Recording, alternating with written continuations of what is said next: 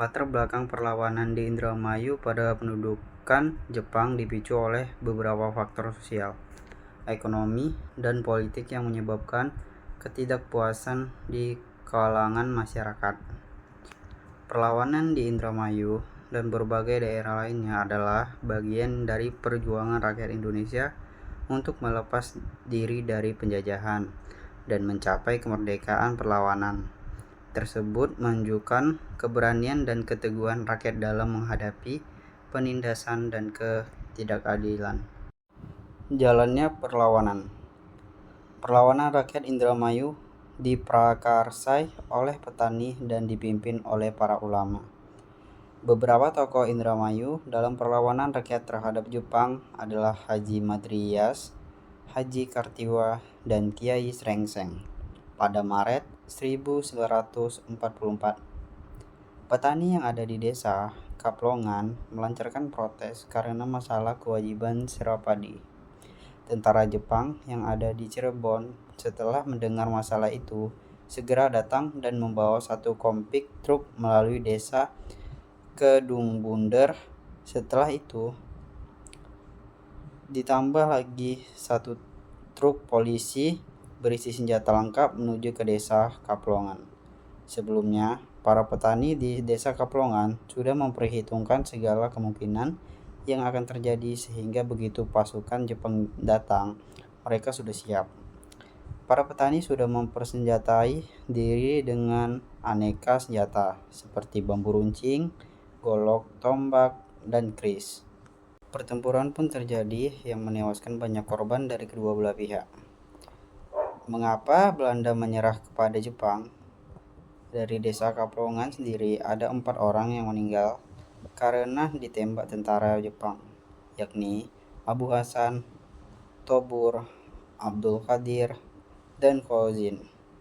Adanya aksi protes dari rakyat Indramayu di desa Kaplongan mengorbankan semangat perlawanan juga di desa-desa lain, seperti di desa Cidempet. Pada 6 Mei 1944, pemberontakan pun meletus di Cidempet dengan sebab perlawanan yang sama. Tokoh-tokoh yang melapori protes sosial di desa Cidempet sendiri adalah Haji Madrias, Haji Dul Karim, Surah, Karsina, Sileak, dan Tasya. Merekalah yang memimpin ratusan hingga ribuan rakyat dari desa-desa di kecamatan Loh Bener, Sindang, dan Losarang untuk melawan Jepang. Akhir perlawanan rakyat Indramayu setelah pecah di pertempuran di desa Cidempet yang merembet hingga ke daerah-daerah lainnya. Tidak lagi terlihat aparat pemerintah Jepang, baik sipil maupun militer, datang ke sana. Pihak Jepang memilih mengirimkan Haji Abdullah Fakih untuk bernegosiasi dengan rakyat Indramayu. Namun, Haji Abdullah ternyata hanya bagian dari taktik Jepang untuk bisa mengungkap para pemimpin Indramayu. Gerakan Hidoep Baroe pada masa pendudukan Jepang.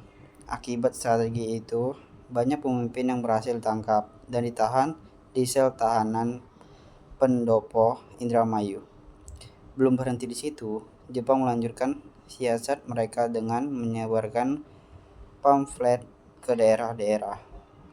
Isi pamflet tersebut adalah rakyat Indramayu diminta untuk menyerahkan diri ke pendopo dan tidak perlu khawatir karena semua akan dijaga dan dilindungi. Rakyat yang tidak curiga pun mulai berdatangan ke Pandepo.